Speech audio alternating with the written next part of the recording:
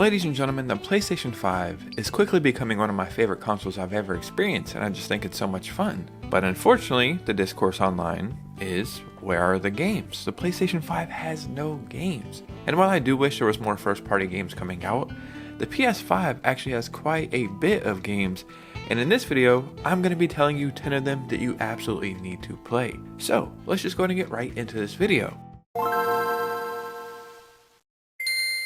So a few things before we get started. Some of these games may have a PlayStation 4 version, but we're going to be talking specifically about the PlayStation 5 version. And also, as like a little extra bonus, all of these games can be found on PlayStation Plus, like the subscription or whatever. Yeah, let's just talk about 10 great PlayStation 5 games that are not quite hidden gems, but don't really get talked about that much, I guess. So before we get started, if you could hit a like and subscribe, that would truly mean the world to me.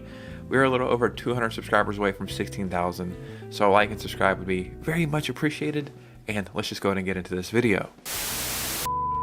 So the first game we're talking about today is Miasma Chronicles. At least that's how I think this game is pronounced. They actually say it while you're playing the game, but I kind of forgot. Essentially, it's like a tactical RPG, but I don't know, it kind of feels like a little open world as well. And when I first started playing it, after like 10 minutes, I'm like, yeah, I see the vision, but I just don't think it's going to be that good. And then I played it every single day for like 10 days straight. What it boils down to is it's about a boy and his robot, like their relationship. And if you can't tell by the name of my YouTube channel, I kind of like robots over here. If you've ever played any tactical or strategy RPG, you kind of know what's going on here. But they really do a great job in this one. You can tell a lot of effort went into it, and it really is cool to like run around with their little party, get new weapons, new abilities. The voice acting, I actually really enjoyed it. I thought it was pretty funny at times.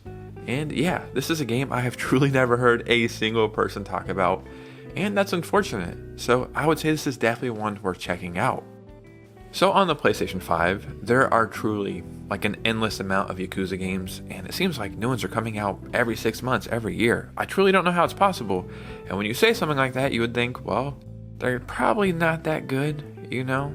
It's impossible for them to be good, but it seems like they're all really good. But one that's on the PlayStation 5 that I have to recommend is Like a Dragon Gaiden, The Man Who Erased His Name. But I do think this one is more serious, and I know that sounds weird, like being a Yakuza game. Once a legendary Yakuza, you have faked your own death and abandoned your name for the sake of protecting your family. Now you're thrust into conflict by a mysterious figure, attempting to drive you out of hiding. Sometimes when I play Yakuza games, I kind of just skip the dialogue if possible, and I don't really care that much, I just like the gameplay. But this one really had me like sitting down and focusing and getting immersed into the game. And if you've never played a Yakuza game, I don't know where this one would fall, like chronologically in order or what or how it happens, but I would say just pick it up and give it a chance. Now let's talk about a game called Road 96. And this is a game that I've actually bought on a couple platforms. I've beat it multiple times. The PlayStation 5 version is by far the best version. So in this game, you're a kid trying to escape your country due to political unrest, and you're hitchhiking across the country and meeting all these characters, and there's all these like subplots going on at the same time, and you're trying to get across the border without dying. So once you get across the border, even if you die or don't, you'll start a new playthrough as another kid. And I think there might be like 6, 7, or 8 kids you play through, and everything you did in the first playthrough will affect the very next playthrough.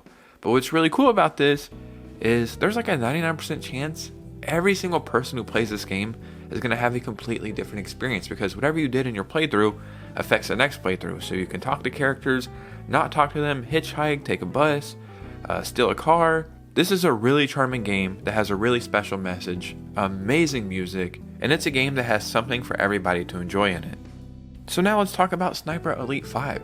These games are legendary. There's a good chance you've probably played one of these games or seen the gameplay for them. You can snipe people all the way across the map and slow down and see their eyeball explode or their heart explode, or sometimes even their little baby baby testicles. What the hell am I talking about? Their tiny testicles explode. Hold on.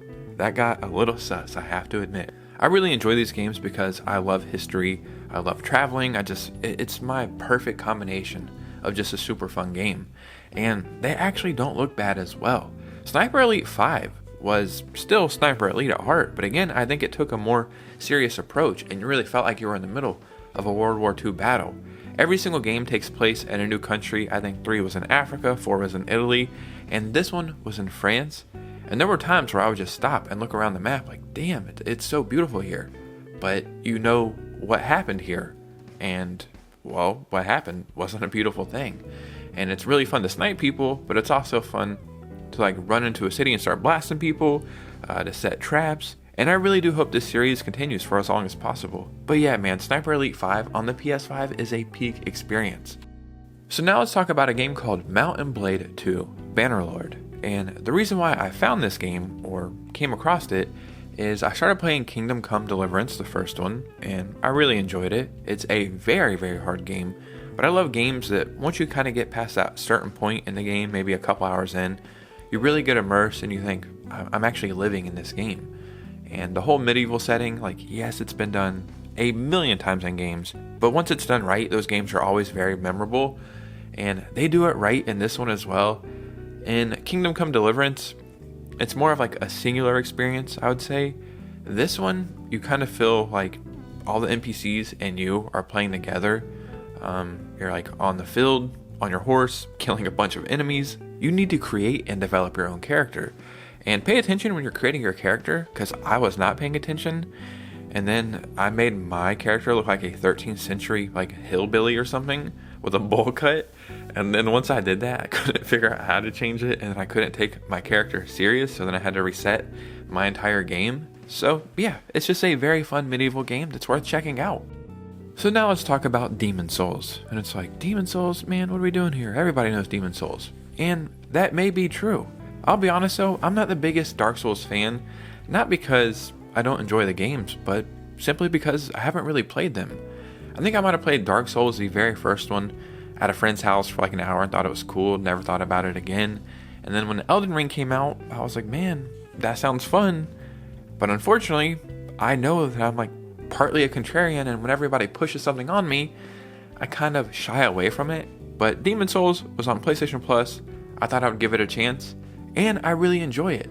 So the reason why I want to recommend this over maybe other stuff is I think, for the lack of better words, this one is the most accessible. It kind of feels like anybody can jump into this and just play it. And if it wasn't called Demon Souls and it was called something else, and they changed maybe one or two things, it could feel like an entirely different, I don't want to say genre because you still kind of are playing the same thing, but it would feel like a different game. So maybe if you've never played any of the Souls-like games and they kind of seem like they're too daunting or too big of a task to take on, I really do think Demon Souls is the perfect game to jump into. So on the PS5, there's not really that many great platforming games. Astrobot, I mean, that's easily one of my favorite games of all time. Sackboy, A Big Adventure. For some reason, this game doesn't really get the respect that it deserves. And I don't know why. It feels like PlayStation didn't push this more. I really do think Astrobot moving forward is the Sony mascot or the PlayStation mascot now. But I think Sackboy maybe could have been that. And if Sony would have paid it more attention and utilized it more, well, then I think the future of Sackboy would have been a little different. And when I talk to people about PS5 platformers, nobody really ever talks about Sackboy. And I find that so strange because this is an incredible game that has amazing controls, just really fun gameplay. It looks beautiful, and it's just a perfectly tight platformer. Like, if you want to play a fun platformer and you play this, you're going to get everything you're looking for. So for one reason or another, Sackboy kind of is underrated. I don't want to say it's a hidden gem, but it kind of is, you know what I mean? So if you've not got the chance yet, check out Sackboy: A Big Adventure. One of my favorite games I have played in recent memory is Star Wars Jedi Survivor. If you put in the Fallen Order PS4 disc on your PS5, they have a free PS5 upgrade, and that is cool, but I do think Jedi Survivor is more of a PS5 game than Fallen Order. And I'll be honest, I don't really know anything about Star Wars. I've seen like one movie, one time, played a few Lego games. That's it. I jumped into this not knowing anything. By the time I finished it, I really didn't know what the hell was going on, but the gameplay was so freaking fun. You're basically a space ninja, I guess. Maybe not space ninja, maybe space samurai. Yeah, that's kind of what Jedis are when you think about it. Regardless, this game is incredible from start to finish. It is so damn fun. It looks beautiful. Some of the best gameplay in any game I think I've ever played. So addicting. This is a game that when I was not playing it, I'd keep thinking about it. There's so much you can do in this. I think I beat the game in like 30 hours. But online, there's people who are easily putting 100 hours in it because there's so many side quests and extra things and probably some DLC out there. And then I played them out of order. I played this, then I went back and played Fallen Order. I just beat that a few weeks ago, and now I'm on Google all the time looking up any information I can for the third game that's eventually going to come. I would say if you're looking just for a very fun game, check this game out. You will not be disappointed.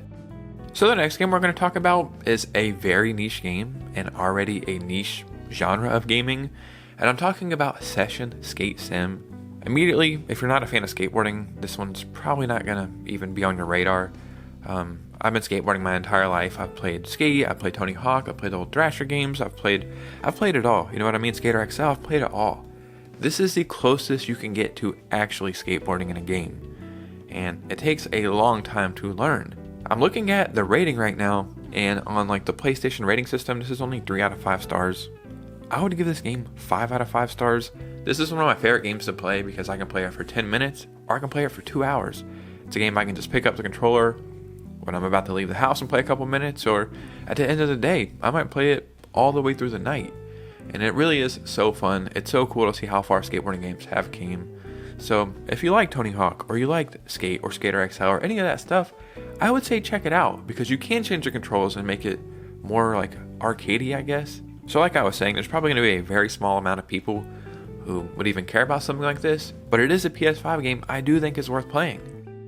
And the last game I want to talk about today is Animal Well, and this game kind of took over the internet when it came out. I actually didn't play it when it first came out, again because I feel like too many people were talking about it, and I was like, I'll check it out when I want to, you know what I mean? One of the main reasons why everybody was paying attention was because of Video Game Donkey, but I really think Billy Basso, the guy who created this game, you know, more praise should be shown his way. I recently watched a documentary of how this game was made, and it's really eye-opening how much goes into a game. But once I found out a single person made this game, for some reason that like triggered something in my brain, and I thought, okay, I've got to check this out. Hollow Knight is one of my favorite games of all time. This isn't like Hollow Knight, you know what I mean? But I guess this would be called a Metroidvania.